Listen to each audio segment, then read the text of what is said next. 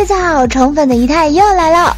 送走了青春有女2的蔡 PD， 迎来了跑男里的曾轶坤。这一次他是真的爆红出圈。说实话，曾经有一段时间，仪态因为搞不清楚状况，也是路转黑阵营里的一员。小白脸、娘炮、浓妆是我曾经对他的定义。但不知从什么时候开始，我会不自觉地打开看他的综艺，听他的新歌呢，也会跟着哼上2句。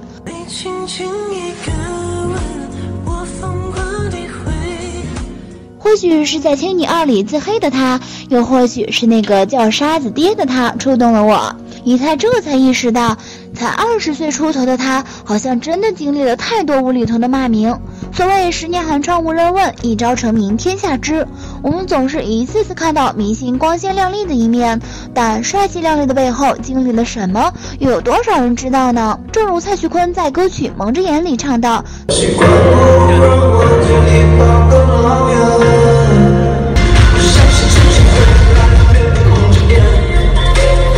是啊，蔡徐坤的追梦历程也可以说异常坎坷。很多人会把蔡徐坤的成功设定为一夜成名，但事实上，就像尚雯婕所说，嘴里面说的一夜成名的夜其实是比较长的。是啊，就像仪态常用的那句老话，哪有什么一夜成名，不过是百炼成钢。回忆一下高1的时候你在干什么？那个时候的仪态还在想着每天怎么打扮漂亮去见暗恋的男孩，但那个时候的蔡徐坤高1的时候就已经在真人秀节目《心动亚洲》里大放异彩，并成功挤进全国15强，成为了冉冉升起的新星。出色的表现让他成功签约了经纪公司，通过 Swing 组合正式出道，前途看起来也是一片光明。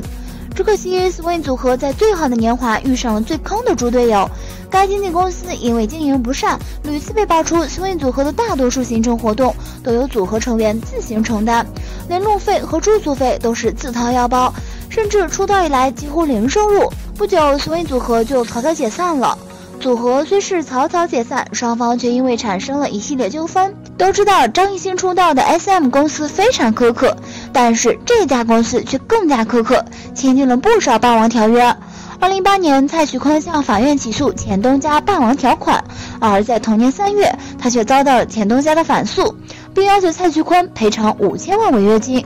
而在蔡徐坤爆火后，该公司企图趁机在他身上敲一笔，无耻地向其索赔1000万。尽管案件一度陷入僵局，蔡徐坤本人也因此受到了极大的困扰，但蔡徐坤努力调整心态，并同年参加了真人秀节目《偶像练习生》，也就是《青春有你2》的前身。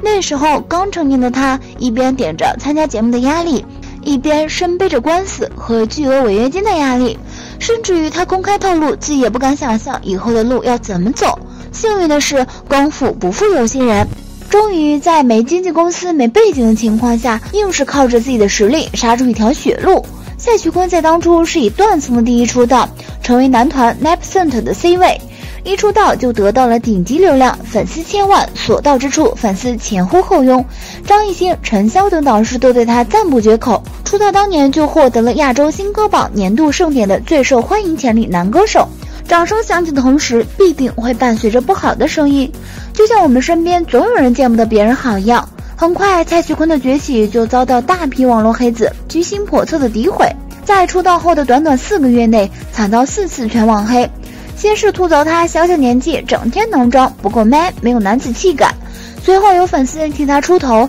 引发了网络上的一场大战。再到后来出现了另外的寻常事件，他在偶像练习生上的自我介绍被当做了鬼畜素材进行创作，在某平台上广泛传播，成为了当时最有名的一个梗。这件事儿也就发展到了最高峰。仪态当时也因为这件事儿被带的路转黑，这所有的一切愈发让全网黑成为了2019年蔡徐坤的关键词。在这期间内，谩骂的声音一直没有停止过，而蔡徐坤从头到尾没有出面回应过一次，解释过一句。那时候蔡徐坤在做什么呢？如果你仔细回想，会发现2019年蔡徐坤并没有各种通告不断，热门的真人秀也没有他，各种网剧电视剧也没有他。那时候在网络世界的狂欢里，蔡徐坤顾不上回应，他只想做音乐。2019年4月及5月，蔡徐坤忙着海外公演，他走过伦敦、纽约、洛杉矶、旧金山、多伦多、温哥华6站，场场爆满，圈粉无数。仪态看过线上反馈，蔡徐坤在旧金山、洛杉矶和纽约的3场公演状态都非常好，完全不像刚刚出道1年的艺人。超然的舞台效果让原先完全不认识他的外国友人都非常享受这一场表演。正是因为他对音乐的极度细致挑剔，这才有了样。该EP大获成功，销售额在 QQ 音乐突破3000万，成为某音乐平台首张销售额破3000万的数字专辑。这一次，幸运女神开始眷顾那些能够顶住压力的人。今年她正式成为《青春有你2》第2季的青春制作人，正因为自己经历过最盛的掌声和最大的诋毁，所以他在《青你2》里会认真看选手的表演，并提出可行性的建议。在初评级舞台上，陆柯燃在唱跳时气息不稳，对此蔡徐坤立马给出了指导。你可不可以试第1下很用力，第2下收一点，第3下再收一点，这样开口唱歌气息就会稳很多。还有在第1次公演彩排时，他会指出刘雨昕团队的某个舞蹈动作做得太小，在镜头前几乎可以忽略不计，建议他们把幅度做得更大一些。除了专业方面给出指导，蔡徐坤还异常的温柔。在迎新会上，陈觉有些紧张，话也很少，让场面一度陷入了尴尬。这时候是蔡徐坤打破了僵局，他对陈觉说：多说一点，多聊一点，让大家多了解一下你。他试图让陈觉知道，我们不是在考核你，而是想多了解你。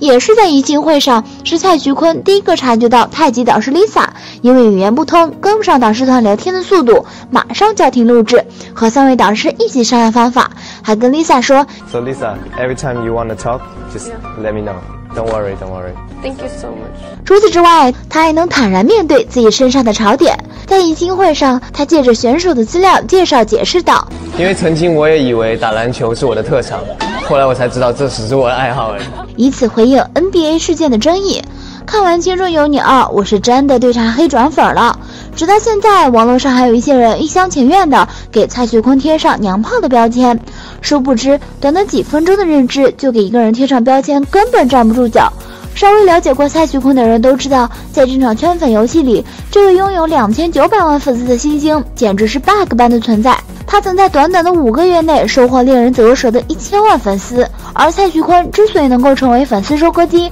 很大程度上归功于他拥有良好的个人修养。环球人物一名记者曾经讲述过他跟蔡徐坤之间发生的一件小事。大概1年前，他在后台采访蔡徐坤，当时时间紧迫，蔡徐坤也要赶紧化妆准备上台。采访结束后，他跟同事收拾器材准备离开，而当蔡徐坤看到他们离开时，突然站起来小小鞠了一躬，说了声谢谢，辛苦了，再见，直到目送记者离开后才坐下继续化妆。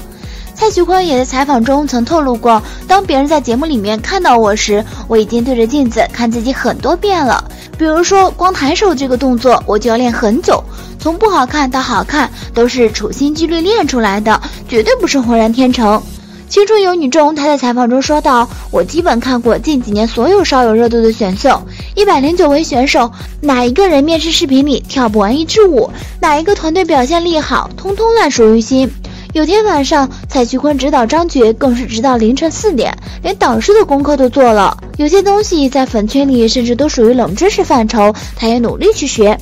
比你聪明的人还比你努力的这一类人，我想蔡徐坤大概是其中之一吧。记得蔡徐坤曾说过这样的话，有一句话说得很好，就是任何打不倒你的东西都会让你变得更强大。所以在一个能够被大众看到的机会到来时，我才会成为收益最大的那个。不难看出，他的成功绝非偶然。很多时候我们只看到了站在舞台中央的明星万众瞩目的风光无限，而忽略了他们在无数个日日夜夜里付出的汗水。年少成名固然难得，但成名后还能时刻保持礼貌与谦逊，更是让人为之敬佩。这样的人被称为优质青年偶像，一点也不为过。其实好多人都在说流量明星的不好，但没有人真正思考他们身上的优点，没有无缘无故的喜欢，能够被很多人喜欢，说明他们在某一个方面还是比较突出的。所以不要一味的抨击流量。一太觉得像归国四子、蔡徐坤、肖战，他们是真的很好，也很努力，只是作为局外人的我们总是先入为主，不愿意思考罢了。最后一太听说《情人》这首歌从只有一个 beat 到后来填词、录音、编舞、舞台创意、走位、运镜，几乎都是他每天熬夜在短时间内完成的。舞台出圈再到歌曲出圈，这个舞台仪态现在是看一次爱一次，这首歌也是听一遍再听一遍。唯一有点遗憾的是，可以来个蔡 PD 单人版的舞台吗？好了，今天的视频呢就分享到这里啦。如果喜欢四姨太的视频，就请多多订阅和关注，四姨太每天都会更新精彩娱乐资讯哦。